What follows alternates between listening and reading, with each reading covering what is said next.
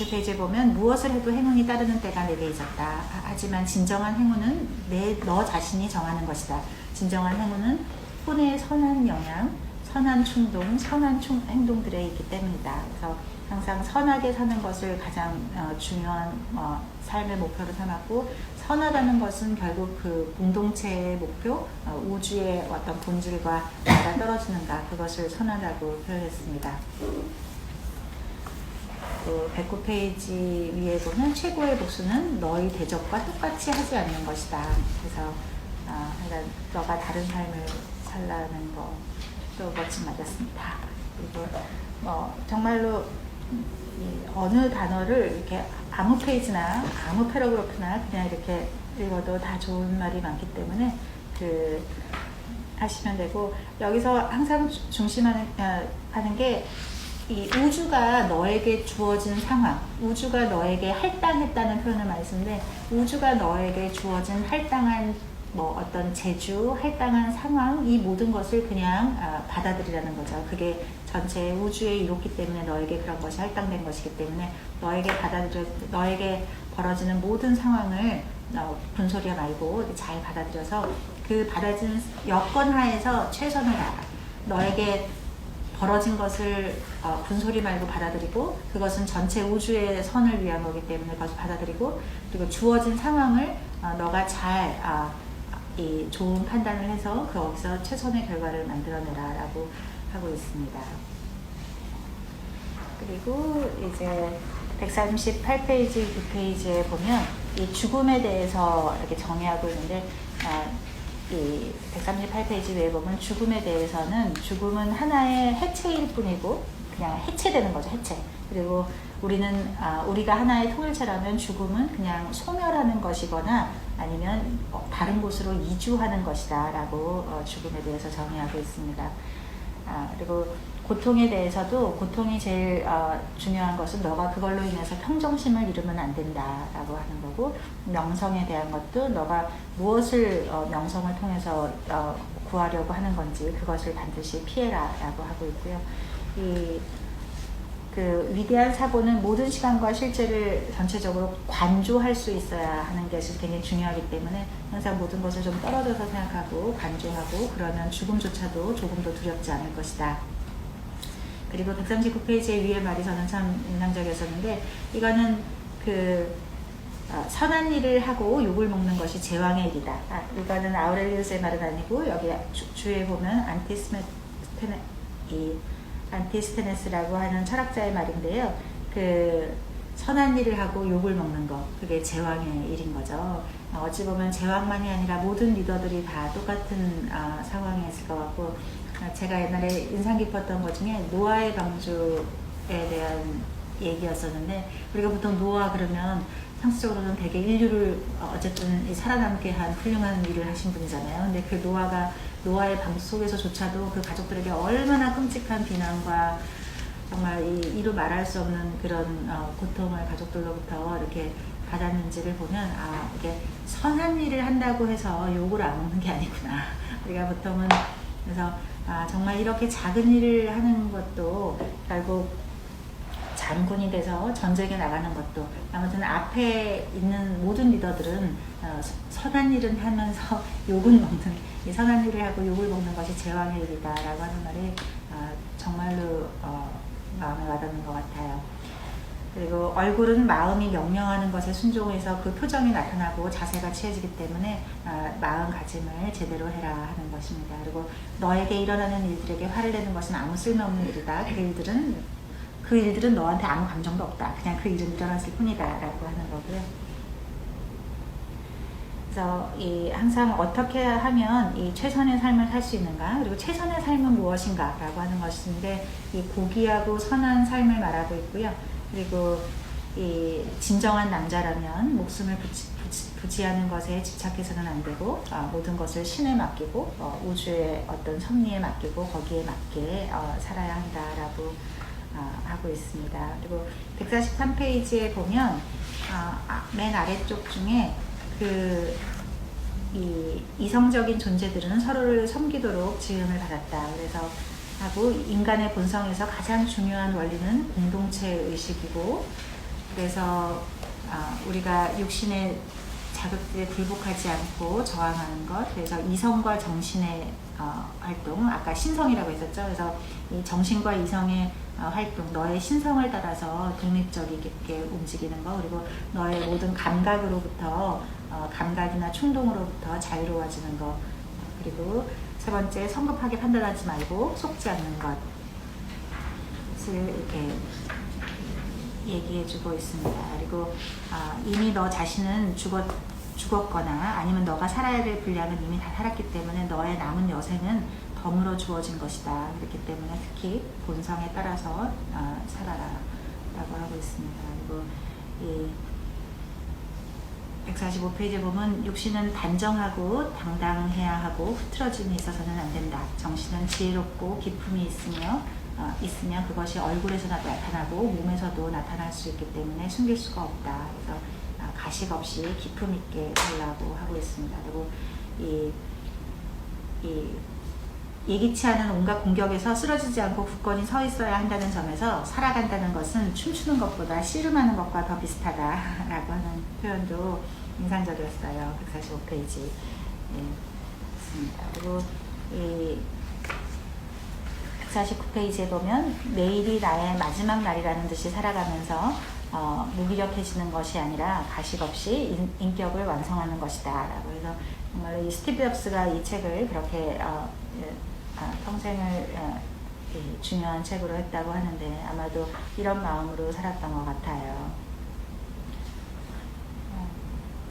그리고 여기서도 보면 하여간 이 신적인 본성이 우주의 나의 정신과 이성이 결국 이 우주의 원리, 자연의 법칙, 신의 뜻과 다 부합된다고 되어 있기 때문에 항상 이 우주 전체의 공동체의 유익에 부합되게 살아라라고 하고 있습니다. 그리고 다른 사람에게 유익하게 하는 것이 내 자신에게 유익을 하는 것이다라고 하고 있습니다.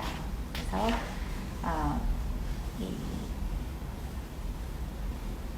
항상 너가 지금 원하는 것이 무엇인지를 깊이 생각하라 라고 되어 있고요. 151페이지에 보면 여기서도 너의 삶이 철학과 거리가 멀다는 거. 여기서 보면 말하다 보면 이렇게 깜빡깜빡 속아요. 마치 이렇게 남한테 얘기하는 것 같은데 조금 다시 읽어보면 자기 자신한테 하는 말인 것을 금방 알 수가 있고 이 자기 자신을 이렇게 제3자처럼 말할 수 있는 이 오랜 훈련과 내공이 정말로 그런 훌륭한 그 현재가 되게 하지 않았을까 싶습니다. 그래서 이 명성을 얻고자 하는 것을 버리고 너의 본성이 원하는 것이 뭔지를 알고 또 참되고 선한 삶이 어디서 오는 것인지 그 본성을 알고 여기서도 다시 한번 그 다음 페이지에 정의롭고 절제하며 용감하고 자유로운 인간을 되기 위해서 선하게 살라고 하고 있습니다.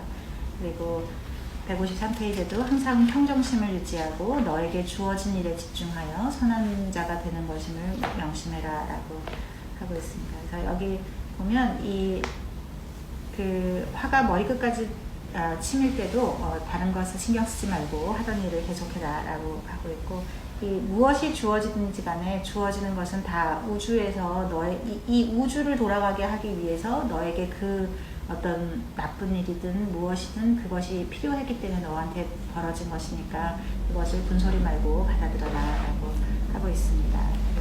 154페이지에 후회라는 것은 유익한 것을 놓친 것으로서 일종의 자책이다. 그래서 이 선은 유익할 수밖에 없기 때문에 이 쾌락을 놓친 것을 후회하는 것은 없고 그래서 항상 이 유익한 것을 놓치지 않도록 힘써라라고 하고 있습니다.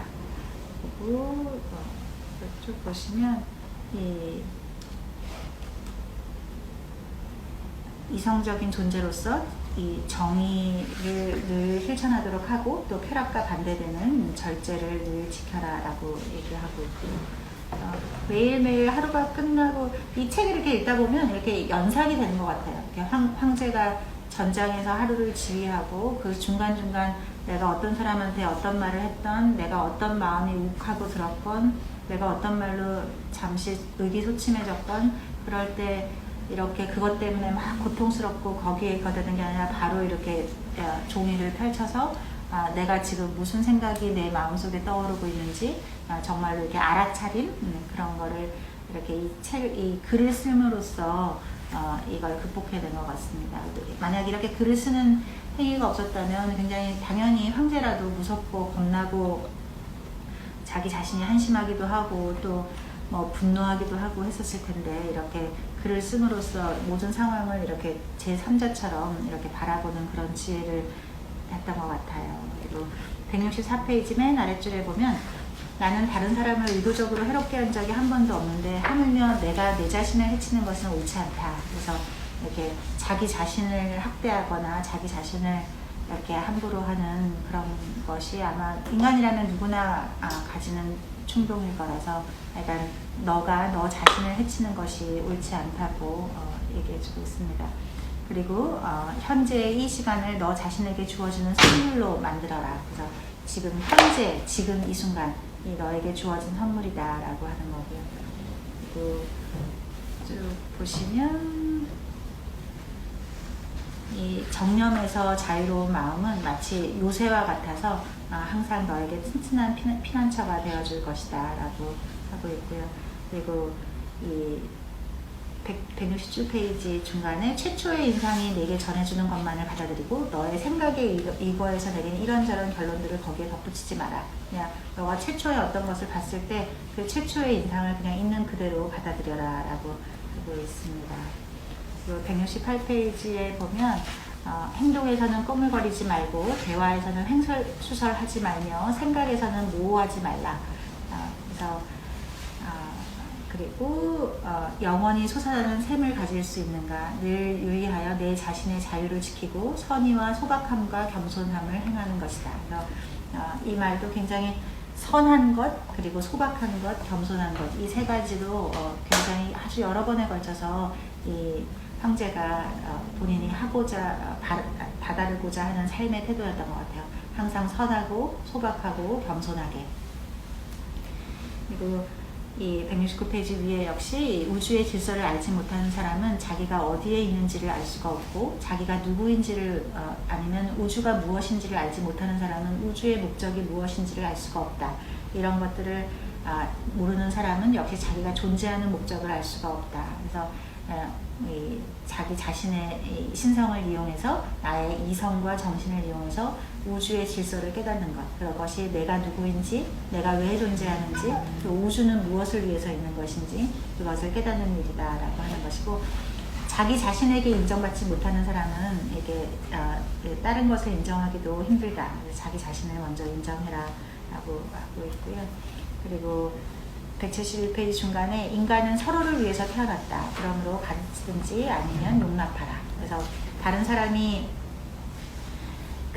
뭔가 잘못을 하더라도 그것에 대해서 화를 낼 필요가 없다. 그 사람이 악한 사람이라면 그 사람이 그런 행동을 할지 모르는 너가 더 이상한 거지. 악한 사람이면 악한 일을 할 거라고 당연히 생각하고 그것을 받아들이고 그 사람을 가르치든지 아니면 용납하든지 그렇게 하는 것이고 그러면 어떤 사람이 왜 저런 인간이 있나 하고 속상해하지 말아라. 한번 생각해봐라. 우주에 그런 나쁜 사람이 없는 것이 가능하겠는가. 어차피 불가능하다. 우주에는 반드시 나쁜 사람도 있어야 되고 좋은 사람도 있어야 되는 것이기 때문에 그걸 그냥 있는 그대로 받아들이고 가능하면 그 사람에게 그걸 가르쳐 줄 수 있으면 더 좋다라고 하고 있습니다. 그래서 제 9권 172페이지에 보면 여기서 불경이라는 말에 대해서 있는데 정의롭지 못한 것은 불경한 것이다. 거짓말을 하는 것도 불경한 것이고 또 이 쾌락을 선으로 여기고 고통을 악으로 여겨서 피하는 것도 불경스러운 것이고 또 정의롭지 못한 일을 서슴지 않고 하는 것도 불경스러운 것이다. 그래서 우리가 이 모든 우주에 대한 불경을 저지르는 것에 대해서 얘기하고 있는데 이 인간이라는 것은 이성적인 존재로서 우주의 본성에 의하면 서로를 위해서 서로에게 유익을 끼치라고 존재하게 된 것인데 그것을 하지 않는다면 우리를 가장 이 우주를 만들어낸 그 신에게 불경을 저지르는 일이다. 그리고 거기서 고통과 쾌락, 죽음과 삶, 명예와 불명예 이런 것들을 똑같이 대해야 된다. 정말 우리 그 바가바드 기타를 지난번에 읽을 때 했던 것처럼 이렇게 상반돼 보이지만 사실은 이거는 똑같은 거다. 그래서 우리가 우주를 대할 때 이렇게 고통과 쾌락, 삶과 죽음과 삶, 명예와 불명예 이런 것들을 똑같이 대하지 못한다면 그것은 이 철학하지 못하는 것이고, 이 우주의 본성과 섭리를 잘 이해한다면 우리가 이것이 결국은 다 똑같은 것이다. 그리고 는 것을 차별 없게 우리가 고통과 쾌락을 차별해서 대한다거나 명예와 불명예를 차별해서 대하는 것이 아니라 똑같이 대할 수 있게 될 것이다 라고 하고 있습니다. 그리고 174페이지에 보면 윗줄에 마음의 부패는 우리가 숨쉬는 대기의 그 어떤 오염과 변질보다도 더 심각한 역병이다. 그래서 마음의 부패가 얼마나 심각한 전염병인지 또 역병인지, 그래서 이 대기의 오염은 생물에게 위협을 하지만 마음의 부패는 인간성을 위협한다. 그래서 마음이 부패되지 않도록 힘쓰라라고 하는 것이고요. 그리고 이 175페이지에 죄를 짓는 자는 자기 자신에게 죄를 짓는 것이고 불의를 행하는 자는 자기 자신에게 불의를 행하는 것이다. 결국 해를 입게 되는 것은 자기 자신이다. 그러므로 항상 경계하고 잘 행동해야 된다는 것이고요. 현재의 판단, 현재의 행동은 다 공동체를 위한 것이고, 현재의 마음이 외적인 원인으로부터 일어나는 모든 일에 만족하고 있다면 그것으로 충분하다. 그리고 176페이지 위에 보면 인상을 지우고 충동을 억제하라. 욕망을 끄고 이성이 너를 지배하게 하라. 그래서 우리가 무엇을 보면 그 인상에 우리가 지배되기가 쉬운데 그런 인상을 지워버리고 또 마음에서 일어나는 충동을 억제하고 욕망을 끄고 그리고 이성이 너를 지배하게 하라. 오로지 이성만이 너를 지배할 수 있게 하라라고 하는 것입니다. 그리고 우리가 세상을 살면서 항상 이 강한 연대의식을 가지고 살아야 한다는 거, 우리가 우주에서 외톨이로 살 수 없다는 것에 대해서도 여러 번 강조하고 있습니다. 우리가 이 우주 안에서 모든 생명체가 다 서로 연결되어 있다는 거, 우리가 어리석은 사람만이 자기가 혼자 동떨어진 외톨이라고 생각하지만 그런 건 있을 수 없고 우리 모두의 존재는 서로 다 연결되어 있다는 것을 깨달으라 라고 하고 있습니다. 178페이지에 보면 다른 사람이 잘못을 저지르는 경우에는 할 수만 있다면 가르쳐서 바로잡아라.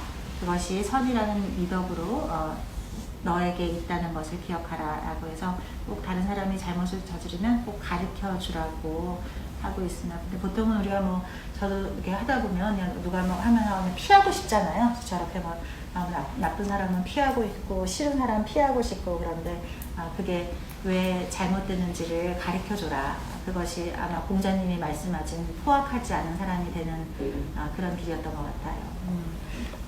정말로 이 사람이 우리가 생각하는 어떤 포악하다의 의미와 이 어떤 세상의 이 어떤 이치로서의 포악함은 굉장히 다른 것 같습니다.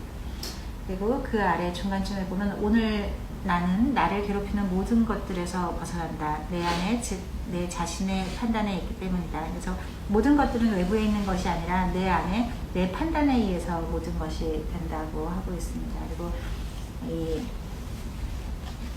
선과 악은 겪었던 일에 있는 것이 아니고 내가 행하는 일에 있기 때문에 나의 행함 속에만 미덕과 악덕이 있다라고 하고 있고요. 그리고 모든 것은 변화하는 과정 중에 있다. 세상에 있는 모든 것은 변화하는 것이기 때문에 그 변화를 받아들여라. 변화가 있기 때문에 결국 새로움도 있는 것이다 라고 해서 우주는 항상 변화하고 항상 새로운 것이다 라고 하고, 이 모든 행동은 공동체적인 삶을 완성하게 해서, 여기서 이 공동체라는 말이 굉장히 헷갈리는데 하여간 공동체라고 하는 것은 진짜 유니버시티, 그래서 정말 이 우주적인 것을 말하는 거거든요. 그래서 너가 겪은 너 마음속에 있는 선과 악, 나쁨과 좋음, 이런 모든 것들은 이 우주에 다 필요한 거다.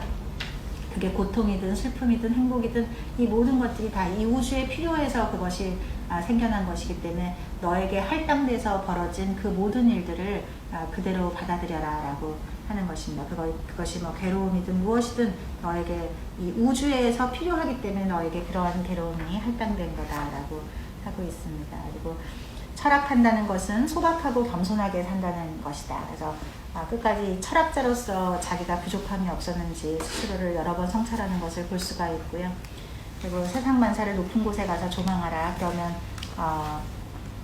모든 것이 얼마나 덧없는지, 그리고 이제까지 태어났다 죽은 많은 위대한 사람들을 다 생각하게 보면 너의 이름을 기억해 주기를 바랐던 사람들도 결국은 다 죽을 것이고 너의 이름도 다 모든 것이 없어질 것이다 라고 하면 지금의 너가 막 바라는 것이 얼마나 헛된 것인지 그렇게 하는 겁니다. 그리고 너를 괴롭히고 고통을 안겨주는 것은 전적으로 너의 생각과 판단에서 기인하는 것들이다. 184페이지 중간에 있고요. 그래서 모든 것은 너의 생각과 일체유심조처럼 모든 것은 다 너의 생각에 의해서 생각하는 것, 나타나는 것 뿐이다 라고 하는 거고, 그들의 마음의 상태가 습관이 되게 하라. 그래서 항상 선하게 행동하는 것이 항상 너에게 습관이 되게 하라고 하고 있고요. 상실이라고 하는 것은 변화일 뿐이고 우주의 본성은 변화를 좋아하고 우주의 본성에서 생겨나는 모든 것은 선하다. 이 영원부터 그랬고 영원까지 그랬다. 영화 제목에서 영원에서 영원으로 하는 그런 말도 여기서 나왔나 싶을 정도로 이 영원에서 영원으로, 영원부터 영원까지 이런 표현도 몇 번 반복되면서 머리에 새겨지는 말인 것 같습니다. 그리고 이렇게 원숭이들을 보면 항상 불만에 가득 차서 이렇게 보는데, 너는 도대체 왜 불안하고 초조한가? 원인을 직시해라. 원인을 제대로 알면 모든 것은 다 원인과 진료에 의한 두 가지 때문에 생기는 것이기 때문에 이 신들과 너와의 관계를 직시하고 다시 한번 소박하고 선하고 정직한 사람이 되게 되면 이 생각이 달라질 것이다 라고 하겠습니다. 그리고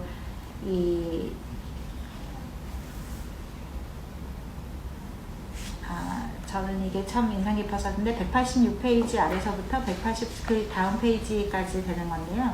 우리가 보통 신들에게 기도할 때 내게 이런저런 일이 일어나거나 일어나지 않게 해달라고 기도하지 말고, 그런 일이 일어나도 두려워하지 않게 해달라고 하거나 슬퍼하지 않게 해달라고 해야 한다. 그래서 내게 주어지지 않은 것을 달라고 빈다는 것은 무기력하게 신들을 비굴하게 조르는 것이고, 신들이 이미 너에게 준 능력을 자유롭게 사용하는 것이 더 낫지 않겠는가 하는 겁니다. 그래서 저 여자랑 한번 자게 해주세요 라고 하는 것보다는 저 여자와 한번 자고 싶은 마음이 내게서 없어지게 해주세요 라고 하는 거고, 저 사람에게서 벗어나게 해주세요 라고 기도하는 것보다는 저 사람에서 벗어나고 싶다는 마음이 내게서 없어지게 해주세요 라고 하고, 내 아이를 잃으면 어쩌나 하는 두려움을 내 아이를 구해주세요 라고 하는 기도보다는 내 아이를 잃으면 어쩌나 하는 두려움을 내게서 없애주소서 하고 기도하라. 그러면 어떤 일이 벌어지는지 그리고 보아라 라고 하는 겁니다. 정말로 이게 기도를 어떻게 해야 하는지 어떤 종교를 떠나서 그런 큰 생각의 전환이었던 것 같아요. 그리고 188페이지에서도 보면 삶의 어떤 공경에 만나더라도 철학을 포기하지 말아라. 지금 이 순간 너가 해야 될 일들을 너에게 주어진 도구들을 이용해서 거기에 집중해서 해결해라 라고 하고 있습니다. 그리고 어떤 사람이 배은망덕하다 라고 비난하기 전에 너 자신을 돌아봐라. 그 사람이 너에게 신의를 지킬 거라고 너가 믿었던 것 자체가 잘못이 아닌지, 그리고 거기서 어떤 보상을 바란 것도 너에게 잘못이 아닌지, 그래서 이 모든 것은 그 사람 탓이 아니고 너 탓이다. 어떤 사람이 또 막 무지하게 행동한다 그러면 그 사람을 탓하지 말고 그 사람이 무지한 사람이 무지하게 행동하지 않을 거라고 생각한 너 자신을 탓해야 한다 라고 하고 있습니다. 그리고 10권에서는 이제 나의 정신이 어떻게 잘 버티기를 바라며 나의 정신이여 하면서 얘기가 되는데, 아무튼 너에게 일어나는 모든 일은 너의 본성과 부합해서 감당할 수 있거나 아니면 너의 본성과 부합하지 않아서 감당할 수 없는 일 둘 중에 하나다. 그러니까 둘 다 불평하지 말고 감당할 수 있으면 불평하지 말고 받아들여야 되고, 그리고 감당할 수 없는 것조차도 이 모든 것은 너의 생각에 달려있는 것이기 때문에 불평하지 마라 라고 하고 있습니다. 그리고 195페이지에 위에 보면 너 자신이 선한 사람, 겸손한 사람, 진실을 말하는 사람, 사려 깊은 사람, 순리를 따르는 사람, 마음이 고결한 사람이 되게끔 그렇게 스스로를 잘 하라고 합니다. 그래서 그 각각의 말, 순리를 따른다는 것이 무엇인지, 마음이 고결한 것이 무엇인지에 대해서 또 설명해 주고 있고요. 그래서 이제 거의 마지막으로 가면, 아무튼 우리에게 살아갈 시간이 짧다. 그렇기 때문에 그 순간에 선한 사람이 되어서 살아라 라고 하는 거고요. 선한 사람으로 사는 것이 우주의 원리와 부합하는 일이다 라고 하고 있고, 또 11권에서도 우리 어떤 이성적인 정신, 아까 우리의 신성, 그리고 혼에 대해서도 얘기하고 있는데, 우리의 혼은 그냥 결국 터지거나 어딘가로 이주해 가는 것 뿐이다 라고 하고 있습니다. 그리고 너가 해야 될 일은 무엇인가? 선한 사람이 되는 것, 그리고 공동체를 위해서 어떤 일을 하는 것, 그런 것이라고 하고 있습니다. 그리고 215페이지에 자연을 능가하는 기술은 없다. 모든 기술은 자연의 이런 모습을 모방한 것이다 라고 하는 이 사상이 여기 이 말에도 잘 나타나 있습니다.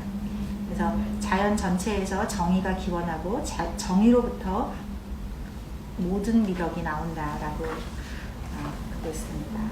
그래서 우리가 자연의 법칙에 따라 살면 이렇게 선함을 잃지 않을 수 있다라고 하는 것이고요.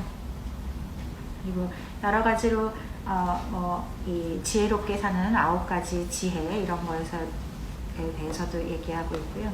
정말로 여기서 보면 그 와중에도 무슨 4가지, 무슨 3가지 이런 것들이 굉장히 자주 되거든요. 그래서 이런 책을 자주 접하다 보면 내가 살아가면서 어떤 상황에 접해도 뭐를 하는 3가지 뭐 이런 거를 정리하는 좋은 게 되겠다라고 생각했습니다.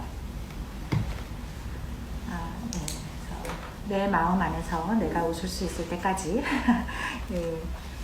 이런 것들이 잘 써놓은 것 같아요. 그리고 230페이지에 자기 자신을 더 사랑하면서도 타인의 판단에 의해서 타인의 판단에 비해서 자기 자신을 더 낮게 평가하는 것이 많다. 그래서 오히려 타인이 나를 생각하는 것보다 자기 자신을 더 낮게 평가하면서 자기 자신을 더 사랑하지 못하는 그런 안타까움에 대해서 얘기하고 있습니다. 그리고 235페이지 마지막으로 아무런 목표 없이 또 목적 없이 행동하지 말라. 공동체의 유익을 너의 행동의 유일한 목표로 삼아라. 그래서 정말 수십 번 나오는 것은 공동체의 유익이 너의 행동의 유일한 목표로 삼아라. 그래서 공동체라 하면 이 우주의 인류를 위해서 너가 무엇을 할 수 있는가, 이 우주를 위해서 무엇을 할 수 있는가. 인류라고 하는 것은 사실 지금 나와 함께 사는 인류뿐만 아니라 살아왔던 사람, 앞으로 살아갈 지금 이후에 태어날 인류에 대해서 너가 무엇을 할 수 있겠는가를 항상 생각하라고 하는 겁니다. 그리고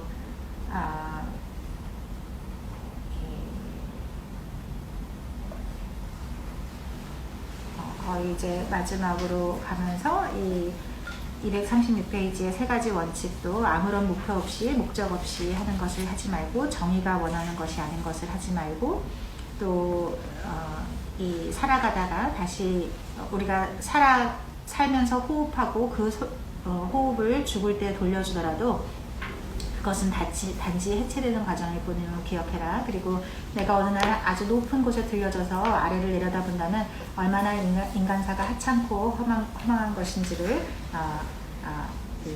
알 수 있을 것이다 라고 하고 있습니다.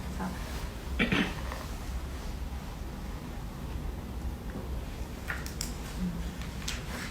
맨 마지막에 맨 마지막 패러그래프에 보면 너를 만들어내는 바로 그 존재만이 너의 인생을 언제 끝낼지를 결정할 수 있다. 내가 태어난 것이나 죽는 것은 내가 할 수 있는 일이 아니다. 그러므로 자연의 결정을 선의로 받아들여서 순순히 떠나라.